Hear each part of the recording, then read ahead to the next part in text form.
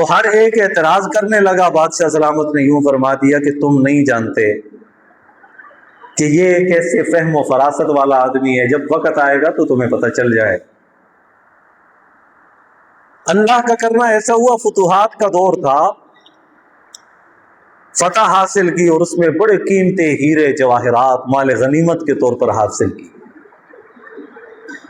دربار سجا ہوا تھا، دربار لگا ہوا تھا، قیمتی قیمتی ہیرے جواہرات یوں بادشاہ کے سامنے لائے گئے کہ یہ فلاں قیمتی ہیرا ہے، یہ فلاں قیمتی جو ہے یہ پتھر ہے، یہ بڑی قیمتی چیزیں ہیں. تو بادشاہ سلامت نے وزراء کو بلایا، سب ایک وزیر کو بلایا اور کہا کہ ایک ہتھوڑا لاؤ. وہ ہتھوڑا لے کے آیا، کہنے لگا کہ یہ موتی، اس میں سے قیمتی ایک موتی نکال. کہا کہ اس موتی کو توڑ دو. اس نے کہا بادشاہ سلام بڑا قیمتی ہے، کیسے توڑوں، دل نہیں چاہتا اتنا قیمتی. یہ بادشاہ کیا کہے گا، میرا امتحان تو نہیں ہے. فوراً کہہ دیا بادشاہ میں نہیں توڑوں گا. بادشاہ مسکرائے، دوسرے کو بلایا تو دوسرے نے بھی یہی جواب دیا، سب نے یہی جواب دیا. آخر میں ایاز کو بلایا گیا، اس کو بلایا اور کہا کہ اسے توڑو.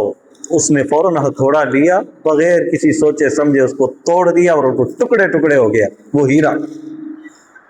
تو سب وزیروں نے دیکھا، کہا کہ اب تو اس کی خیر نہیں ہے، اب تو اس کی بے وقوفی تو بادشاہ کے سامنے بھی آیا ہوگی کہ اتنی قیمتی چیز اس نے توڑ. سب نے کہا بادشاہ ہم نے نہیں کہا تھا آپ سے، یہ سمجھدار آدمی نہیں ہے، اس کو کسی چیز کا پتہ نہیں ہے، یہ نفع نقصان کو نہیں جانتا، یہ قیمتی اور بے قیمتی اشیاء کو نہیں جانتا. بادشاہ نے پوچھ دیا کہ وہاں ایاز ذرا بتاؤ تو صحیح ہے کیوں تو نے توڑا ہے. تو اس نے فوراً کہہ دیا کہ بادشاہ سلامت ایک طرف آپ کا حکم تھا اور ایک طرف یہ قیمتی چیز تھی. تو جب آپ نے مجھے حکم توڑنے کا دیا تو میرے نزدیک ان ہزاروں جو ہیرے جواہرات ہیں، قیمتی چیزیں ہیں، ان سے کئی گنا زیادہ میرے نزدیک آپ کا حکم زیادہ عزیز ہے، تو اس لیے میں نے آپ کے حکم کو پورا کیا. تو بادشاہ نے کہا میں نے نہیں کہا تھا تم سے کہ یہ بڑی فہم و فراست والا آدمی ہے، اس لیے یہ میرے قریب ہوتا ہے. تو اس واقعے کے ذکر کرنے کے بعد مولانا رومی رحمہ اللہ فرماتے ہیں کہ کاش ابلیس کو ایاز جتنی بھی عقل مل جاتی، سجدہ کر لیتا آدم علیہ السلام کو اور یہ دیکھتا کہ حکم کس کا ہے، میرے رب کا حکم، حکم اس کا ہے. ٹھیک ہے مجھے آگ سے بنایا گیا، ٹھیک ہے مجھے برتری حاصل ہے، لیکن میں یہ تو سوچوں کہ یہ حکم کس کا ہے، میرے رب کا حکم ہے. اس کو ایاز جتنی بھی عقل نہیں آئی. تو پھر کیا ہوا، راندہ درگاہ ہوا. اللہ تعالیٰ نے لعنت اس کے مقدر کر دی. ہر ایک آدمی شیطان سے پناہ مانگتا ہے. تو غرور اور تکبر بڑی بری چیز ہے، بری چیز ہے، بڑی. اب نمرود کے متعلق آپ جانتے ہیں کتنا مغرور تھا اور کہتا تھا کہ جو بھی میرے پاس آئے مجھے سجدہ کرتے ہوئے. سارے آتے تھے سجدہ کرتے تھے، وہ خوش ہوتا تھا. ابراہیم علیہ السلام آئے، سجدہ نہیں کیا، غصہ ہو گئے، کہنے لگا تو نے مجھے سجدہ کیوں نہیں کیا. ابراہیم علیہ السلام نے فرمایا تجھے کیوں سجدہ کروں. وہ کہنے لگا میں رب ہوں، مجھے سجدہ کرو. ابراہیم علیہ السلام نے فرمایا تو کیسا رب ہو سکتا ہے، میرا رب تو وہ ہے جو تمام جہانوں کو پالنے والا ہے، تجھے پیدا کرنے والا ہے، مجھے پیدا کرنے والا ہے، تو رب کیسے ہو سکتا ہے. کہنے لگا ہاں میں رب ہوں. پوچھنے لگا کہ تو بتا رب، تیرا رب کون ہے. ابراہیم علیہ السلام نے فرمایا ربی الذی یحیی و یمیت، میرا رب وہ ہے جو زندہ بھی کرتا ہے اور موت بھی دیتا ہے. ربی الذی یحیی و یمیت، میرا رب وہ ہے جو زندگی دیتا ہے اور موت دیتا ہے. تو نمرود غرور اور تکبر کے اندر تھا، فوراً کہہ دیا یہ تو کام میں بھی کر سکتا ہوں. کہا کیسے؟ جس آدمی کو سزا ملی تھی کہ اس کو سولی پر چڑھنا ہے یا اس کو قتل ہونا ہے، اس کو لا کر اس کو رہا کر دیا. باہر ایک آدمی چل رہا تھا، اس کو پکڑ کے اس نے اس کو قتل کر دیا. کہا دیکھا نہیں کہ میں نے زندگی دی ہے اور میں نے موت دی ہے. جس کی موت تھی میں نے اس کو زندگی دے دی ہے، اور جس کی زندگی تھی میں نے اس کو موت دے دی ہے. لیکن اس بدبخت کو یہ بھی پتا تھا کہ ابراہیم علیہ السلام نے جو یہ فرمایا کہ ربی الذی یحیی و یمیت، میرا رب وہ ہے جو زندگی بھی دیتا ہے اور موت بھی دیتا ہے، یعنی روح ڈالتا بھی میرا رب ہے اور روح نکلتی بھی میرے رب کے حکم سے ہے. تو ابراہیم علیہ السلام نے فوراً دوسرا جواب دیا. قال ابراہیم فإن اللہ یأتی بالشمس من المشرق فأت بها من المغرب، کہ میرا رب تو وہ ہے جو سورج کو مشرق سے طلوع کرتا ہے اور مغرب کے اندر غروب کرتا ہے. اگر تو ہے رب نا تو پھر تو طلوع کر کے دکھا نا مغرب سے آج. فبہت الذی کفر، جب یہ بات کہی نا تو اس کے سامنے کوئی دلیل اب باقی تو تھی نہیں. رب تو وہ ہے نا جو سورج کو مشرق سے نکالتا ہے مغرب میں غروب کرتا ہے. ایک وقت آئے گا قرب قیامت کے وقت اللہ کے حکم سے مغرب کی طرف سے سورج نکلے گا اور توبے کا دروازہ بند کر دیا جائے گا. ابراہیم علیہ السلام نے فرمایا تو رب ہے تو کر کے دکھانا. فبہت الذی کفر، لاجواب ہوا نا جب نمرود. تو جب غرور اور تکبر ہوتا ہے نا، عاجزی ہوتی ہے تو بندہ مان لیتے ہیں، ہاں وہی میں نے تسلیم کر دیا، میں نے مان لیا. لیکن جب غرور اور تکبر ہوتا ہے فوراً کیا، پکڑو اسے، گرفتار کر لو انہیں اور ان کے لیے چخا بناؤ، لکڑیوں کا انتظام کرو، آگ جلاؤ اس کے اندر، اس کو جلائیں گے. یہ بادشاہ کا گستاخ ہے، مجھے رب نہیں مانتا ہے، میرے سامنے بات کرتا ہے، اکڑتا ہے. تو جب غرور و تکبر کے اندر آیا نا تو اپنی تدبیر کرنے لگا. جب تدبیر کی، آگ جلا دی گئی، ابراہیم علیہ السلام کو پھینکا گیا تو آگ ان کے لیے کیا بن گئی؟ گلے گلزار. ساری چیزیں میرے رب کے تابع ہیں، میرے رب کے حکم کے تابع ہیں. آگ کا کام ہے جلانا، لیکن آگ کو حکم دیا میرے رب نے، قلنا یا نار کونی بردا، ہو جا ٹھنڈی، اتنی ٹھنڈی بھی نہ ہونا، وہ سلامتی والی بن جانا، کیونکہ زیادہ سردی میں بھی تو بندہ ٹھٹرتا ہے، جان جانے کا خدشہ ہے. ٹھنڈی ہو جا لیکن اتنی ٹھنڈی نہ ہونا کہ میرے ابراہیم کو کوئی تکلیف پہنچے. وہ سلامتی والی ہونا. تو اللہ تعالیٰ نے اپنے ماننے والے اور اپنے سامنے جھکنے والے اور اس بات پر ڈٹنے والے کو دنیا کے اندر ہی لوگوں کے سامنے دکھلا دیا، بتلا دیا کہ دنیا کے لوگ اگر اسے مٹانا بھی چاہیں، آگ میں جلانا چاہیں، تو میں ابراہیم کا رب ہوں، میں آگ کے اندر جلانے کی صفت رکھتا ہوں، لیکن میرا حکم جب آگ کو ہوتا ہے تو وہ آگ بھی گلے گلزار بن جاتی ہے. اور جب نمرود کا غرور اور تکبر اپنے عروج پر تھا پھر بھی وہ باز نہیں آیا،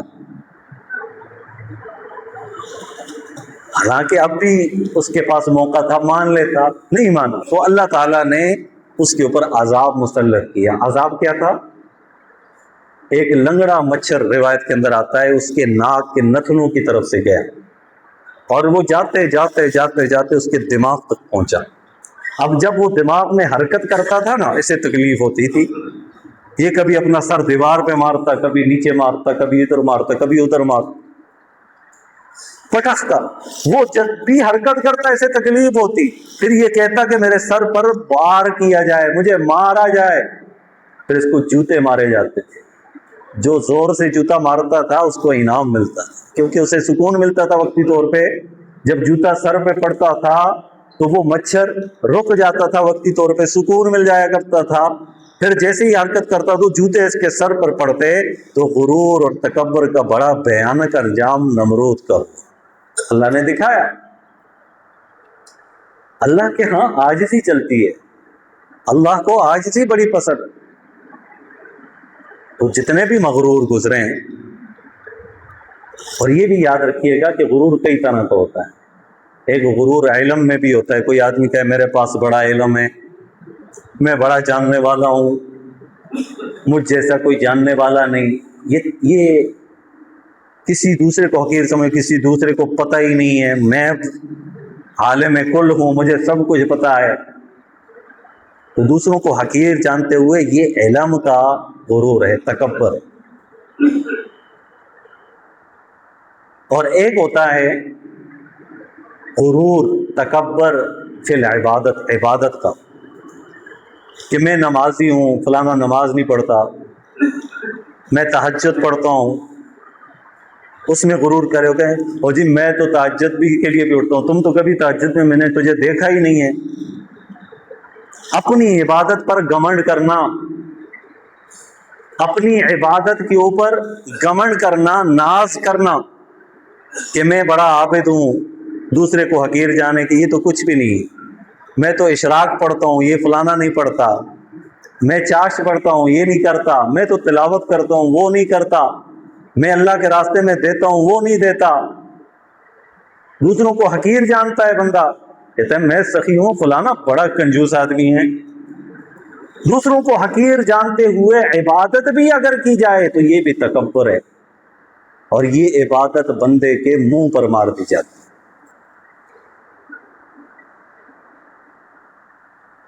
وہ بنی اسرائیل میں ایک شخص تھا، بڑا ہی عابد تھا، بڑے ہی عبادت گزار تھا.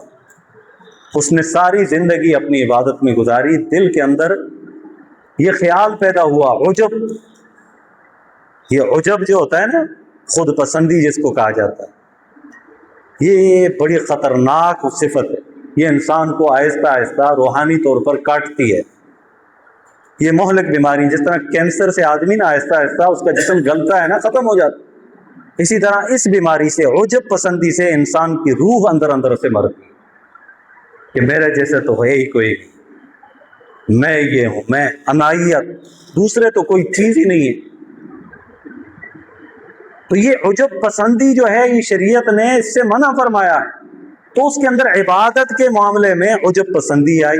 میں تو بڑا عابد ہوں بھائی، میں تو بڑا عبادت گزار ہوں، تہجد گزار ہوں، نمازی ہوں، میں تو سخی ہوں، فلاں فلاں. جب وہ سویا نا تو خواب کے اندر اللہ تعالیٰ کی طرف سے یہ دکھلایا گیا منظر کہ میرے بندے تو جو عبادت کرتا ہے نا، یہ اپنے بل بوتے پر نہیں کرتا، میری توفیق سے کرتا ہے، میری توفیق سے کرتا ہے، میری مدد سے کرتا ہے، میری نصرت سے کرتا ہے. تجھے عبادت کی توفیق ملی ہے تو ہماری وجہ سے ملی ہے، تیرا اپنا کمال نہیں ہے. اور تیرے دل کے اندر عجب پسندی آئی ہے نا، تو اس کا انجام بھی دیکھ لے گا. صبح ہوا تو اس کو یہاں شہرک کے اندر تکلیف ہونی شروع ہوئی. شہرک کے اندر جیسے ہی تکلیف شروع ہوئی، انسان تو بڑا عاجز ہے نا جی، جب تکلیف آتی ہے نا تو تب پتہ چلتا ہے بندے کو. ایک داڑھ میں تکلیف آ جائے، آنکھ میں تکلیف، آنکھ چبھنا شروع ہو جائے، کان میں تکلیف ہو جائے، گیس کی تکلیف ہو جائے، انسان کو معدے کے اندر تکلیف ہو جائے، دل کا مسئلہ بن جائے، دماغ کے اندر کوئی تکلیف ہو جائے، تو پورا بدن جو ہے نا بے چین ہو جاتا ہے، پورا بدن بے چین ہو جاتا ہے. تو اب اس کی شاہراہ میں تکلیف ہوئی تو پورا بدن بے چین ہوا. اب وہ جو عبادت کرتا تھا نا، اب وہ عبادت سے بھی رہ گئے. ظاہر ہے جب آدمی کو تکلیف ہوتی ہے تو پھر عبادت سے بھی غفلت ہو جاتی ہے نا اس سے. تو وہ صبح کی عبادت بھی رہ گئی، بعد کی عبادت بھی رہ گئی جو اس دور میں عبادت تھی، شام کی عبادت بھی رہ گئی. ایک دن گزرا، دو دن گزرے، تیسرے دن گزرے، رب کی بارگاہ میں سجدہ ریز ہوا، توبہ طائب ہوا اور دعا کی کہ ربا جو نیک عمل میں کرتا تھا میں نے جان لیا ہے اور مان لیا ہے یہ تیری توفیق سے ہوتا ہے، اس میں میرا اپنا کمال نہیں. تو عبادت کے اندر بھی غرور و تکبر نہیں کرنا، دوسروں کو حقیر نہیں جاننا. اس میں کئی لوگ ہوتے ہیں جو صرف فرائض ادا کرتے ہیں لیکن رب کے اتنے مقرب ہوتے ہیں کہ ہم انہیں جان بھی نہیں سکتے.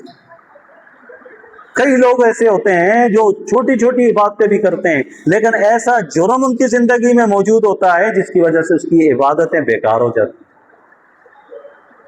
جس طرح کہ آپ جانتے ہیں ماں باپ کا جو نافرمان ہے، باپ کے سامنے اونچا بولنے والا، غلط انداز میں بے ادبی کے ساتھ بولنے والا، باپ کی آنکھوں میں آنکھیں ڈال کے بات کرنے والا، جس سے باپ کے دل کو تکلیف پہنچے، ماں اپنے بیٹے سے ناراض ہو تو یہ جتنی مرضی عبادت کر لے، اس کی کسی عبادت کا ثواب اسے نہیں ملے۔ ہم نے دین کو تو محدود سمجھ لیا نا، ہم نے تو دین کو صرف نماز کے اندر بند کر دیا۔ دین صرف نماز کا نام نہیں، یہ تو کئی دفعہ آپ مضامین سن چکے ہیں، اکثر و بیشتر میں یہ سنا چکا ہوں، دین ساری چیزوں کے مجموعے کا نام ہے، معاملات کا نام بھی ہے، عبادات کا بھی نام بھی ہے، اخلاقیات کا بھی نام ہے، ان تمام چیزوں کے مجموعے کا نام دین ہے۔ ہاں نمازی ہوں الحمدللہ، لیکن ماں باپ کا فرما بردار بھی، یہ بھی خوش کر، اس بات پر بھی شکر ادا کر۔ ہاں اگر نمازی ہوں لیکن ماں باپ کا نافرمان ہوں، پہلے جاؤں ان کی فرما برداری کر۔ تو بسا اوقات انسان کی عبادتیں زیادہ ہوتی ہیں لیکن اللہ سے وہ بندہ بہت دور ہوتا ہے، اور کئی دفعہ ایسے ہوتا ہے کہ بندہ صرف نماز فرائض کا اہتمام کرتا ہے، حرام سے بچتا ہے، جھوٹ سے پرہیز کرتا ہے، روزے رکھتا ہے، زکوٰۃ دیتا ہے، صاحب استطاعت ہوتا ہے تو زکوٰۃ دیتا ہے، اور اگر صاحب استطاعت ہوتا ہے تو حج بھی کرتا ہے، یہ سارے فرائض پورا کرتا ہے، اس کو نوافل کے پڑھنے کا موقع نہیں ملتا، لیکن وہ ان فرائض کو اتنا خوش اسلوبی کے ساتھ پورا کرتا ہے کہ اللہ کا وہ مقرب بن جاتا ہے۔ تو ایک غرور اور تکبر عبادت کا بھی ہے، اس سے بھی اپنے آپ کو بچانا، اور ایک غرور اور تکبر مال کا ہے، مال کا ہے، جاہ و جلال کا ہے، کہ میرے پاس اتنا مال ہے، میرا جی یہ مقام ہے، میں فلاں ہوں، میں فلاں برادری کا ہوں، میرا حسب یہ ہے، میرا نسب یہ ہے، اس کے اوپر اترانا، دوسروں کو حقیر سمجھنا، یہ سب سے خطرناک چیز ہے جو معاشرے میں بڑی تیزی کے ساتھ ہے۔ خواص بھی اس کے اندر شامل، اور جیسے کہ میں نے وہ حدیث پاک آپ کو سنائی، کتنا سخت معاملہ ہے اس شخص کا، کتنی سخت وعید ہے کہ رسول اللہ صلی اللہ علیہ وسلم نے ارشاد فرمایا کہ رائی کے دانے کے برابر بھی اگر کسی کے دل میں تکبر ہوا وہ جنت میں نہیں جائے۔ ہم تو جنت کی بات سن کر خوش ہوتے ہیں، لیکن جنت میں جانے سے روکنے کے لیے کچھ باتیں ایسی ہوتی ہیں جس کو نظر انداز کر دیتے ہیں۔ تو اس لیے بندے کو غرور کس بات کا، ذرا سوچے تو صحیح، اپنی تخلیق پر سوچے، اپنی ابتدا پر سوچے، اپنے پیدائش کے مرحلے کے اوپر سوچے، بندہ ہے کیا؟ 2 منٹ کے لیے اس کا معدہ کام کرنا شروع کر دے تو یہ واویلا مچانا شروع کر دے، چند لمحوں کے لیے اس کا دل دھڑکنا چھوڑ دے تو جان کے لالے پڑ جائیں، چند لمحوں کے لیے دماغ کی رگ ذرا پلٹ جائے تو انسان کی زندگی تبدیل ہو جائے۔ پہلے جو سب کچھ سمجھتا تھا اب وہ پاگل ہوا پھرتا ہے، اسے پہچان ہی نہیں ہے، یہ میرا ابا ہے، یہ میری امی ہے، یہ فلاں محلے والا ہے، یہ اپنا ہے، اس سے بات کرنی کیسی ہے، اسے پتہ ہی نہیں چلتا، ایک لمحے کے اندر ساری تبدیلی پیدا ہو جاتی ہے۔ تو ہم کس بات پر اترائیں، کس بات پر غرور و تکبر کریں؟ تو مال کے اوپر بھی غرور و تکبر کرنا یہ بڑی بری چیز ہے، اور اس کی مثال بھی قرآن میں ملتی ہے۔ قارون کی مثال آپ کے سامنے، کتنے خزانوں کا مالک تھا، ایک بہت بڑی جماعت صرف خزانے کی چابیاں اٹھا کر لے کے جاتی، تو جب چابیاں اتنی زیادہ ہوں تو خزانے کتنے زیادہ ہوں، لیکن غرور و تکبر کیا۔ موسیٰ علیہ السلام نے حکم دیا کہ اللہ کا حکم ہے زکوٰۃ ادا کر، اس نے کہا اچھا چلو سوچتا ہوں، رات کو سوچنے بیٹھ گیا کہ اتنی زکوٰۃ دوں گا تو اتنا مال کم ہو جائے گا، یہ نہیں سوچتا کہ مال دینے والا کون ہے، خزانے دینے والا کون ہے، یہ سوچا اتنا تو مال نکالوں گا تو مال تو ختم ہو جائے گا، یہ تو آہستہ آہستہ کم ہوتا چلا جائے گا۔ موسیٰ علیہ السلام پھر آئے، سمجھایا، کہا کہ میں نہیں دیتا، پھر سمجھایا کہ نہیں اللہ کا حکم ہے، پورا نہیں کرو گے تو اللہ ناراض ہوں گے، کہا کہ کچھ بھی ہو جائے میں کیوں دوں، یہ میرا اپنا مال ہے، میں نے کمایا ہے، میں نے محنت کی ہے، میں نے کوشش کی ہے، میں بھلا کیوں اپنے مال جو ہے اس طرح لوٹاتا پھروں کہ مال کے اندر کمی آ جائے۔ موسیٰ علیہ السلام نے سمجھایا کہ اللہ کا حکم ہے اور اللہ ہی نے یہ مال دیا ہے، اللہ کے حکم کو پورا کیا جائے، اور کتنا ہو، تھوڑا سا تو اللہ کے راستے میں نکالنا ہے، سارا تو نہیں دینا نا۔ کچھ حصہ ہی تو دینا ہے۔ اس نے کہا یہ موسیٰ باز نہیں آئے گا، یہ مجھے بار بار تنگ کرتا ہے۔ پھر اسے بدنام کرنے کے لیے ایک فاحشہ عورت کا انتخاب کیا۔ فاحشہ عورت سے کہا کہ تم الزام لگانا کہ نعوذ باللہ معاذ اللہ موسیٰ علیہ السلام نے میرے ساتھ بدکاری کا معاملہ کیا ہے۔ اب ایسے لوگ بھی ہوتے ہیں جو کسی پر الزامات لگاتے ہیں، بہتان لگاتے ہیں، یہ کبیرہ گناہ ہے۔ کسی پر بہتان لگانا کبیرہ گناہ ہے۔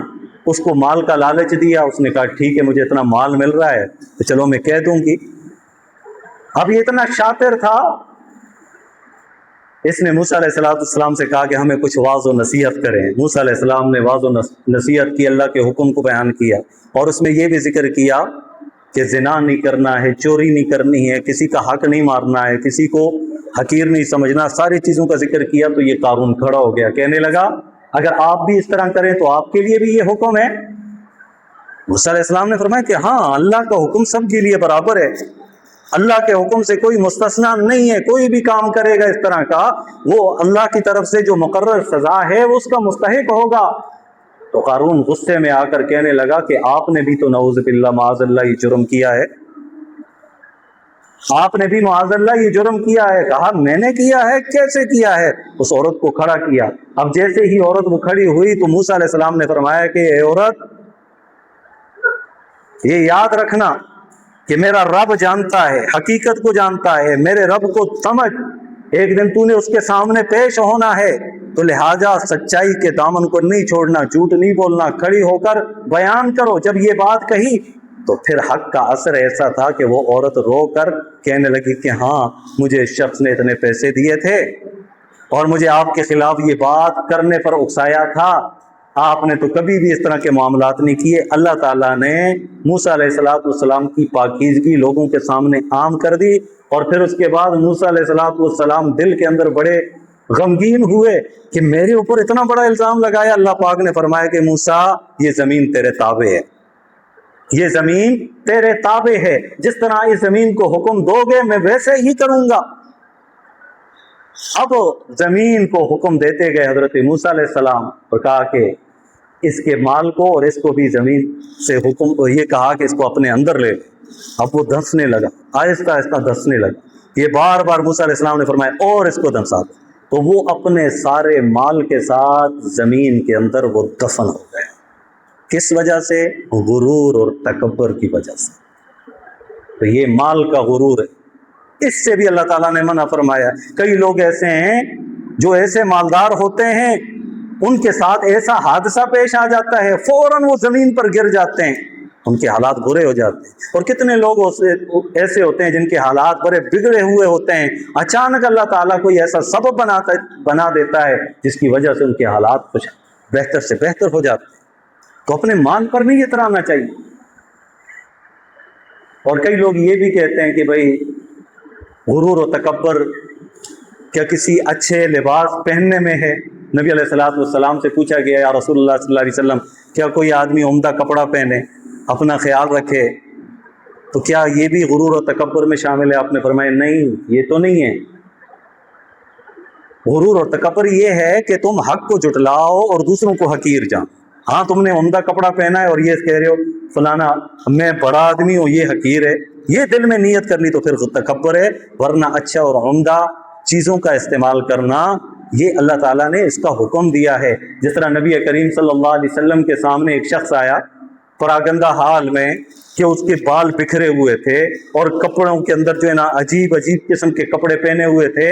نبی علیہ السلام نے ارشاد فرمایا کیا اللہ نے تجھے مال نہیں دیا؟ تو کہنے لگا کہ ہاں، اللہ کا بڑا شکر ہے، بڑا کرم ہے مجھ پر، اللہ کی بڑی کرم نوازی ہے۔ تو آپ صلی اللہ علیہ وسلم نے فرمایا کہ اللہ کی نعمتوں کا اثر تجھ پہ دکھ کیوں نہیں رہا، نظر کیوں نہیں آ رہا؟ لہٰذا اللہ نے جو نعمتیں دی ہیں اس کا اثر ہونا چاہیے۔ اچھا، اللہ پاک نے اچھی بیوی دی ہے تو یہ اللہ کی نعمت ہے، اچھا گھر دیا ہے یہ اللہ کی نعمت ہے، اچھی گاڑی دی ہے یہ اللہ کی نعمت ہے، اچھی اولاد دی ہے یہ اللہ کی نعمت ہے۔ یہ غرور و تکبر میں شامل نہیں ہوتا۔ غرور و تکبر میں کب شامل ہوتا ہے؟ جب ان چیزوں کو اپناتے ہوئے دوسروں کو حقیر سمجھے۔ کوئی سامنے آ جائے فون کے دیگر سے دور ہو جاؤں، تو یہ غرور و تکبر ہے، اس کا انجام بڑا بھیانک ہے۔ اور نبی کریم صلی اللہ علیہ وسلم نے ارشاد فرمایا، بلکہ قرآن مجید کی وہ آیت کریمہ بھی سامنے آ گئی کہ اللہ کے نیک بندوں کا جب ذکر ہوا نا، اللہ پاک نے فرمایا وعباد الرحمن، کہ میرے خاص بندے، کیوں تو اللہ کے سارے بندے ہیں، فرما بردار، نافرمان، کافر، مسلمان، ہر مذہب کے لوگ سارے کے سارے اللہ ہی کے بندے ہیں، لیکن اللہ کے خاص بندے وہ ہیں جو مومن ہیں، جن سے اللہ راضی ہے۔ ان کی پہلی صفت کیا ہے؟ وعباد الرحمن الذین یمشون فی الارض ہونا، جو زمین پر عاجزی سے چلتے ہیں، زمین پر عاجزی کے ساتھ چلتے ہیں۔ تو عاجزی یہ آدم علیہ السلام کی صفت تھی، اور غرور و تکبر یہ شیطان اور ابلیس کا عمل تھا۔ اللہ پاک نے آدم علیہ السلام کو اپنا خلیفہ اور نائب بنایا، اور شیطان کو اور ابلیس کو راندہ درگاہ کر دیا، اور ہمیشہ کے لیے اس پر لعنت کو مسلط کر دیا۔ تو اس لیے ہمیں بھی چاہیے کہ ہماری زندگیوں کے اندر ایسی بری خصلتیں ختم ہو جائیں۔ اللہ کریم سے یہی دعا ہے کہ اللہ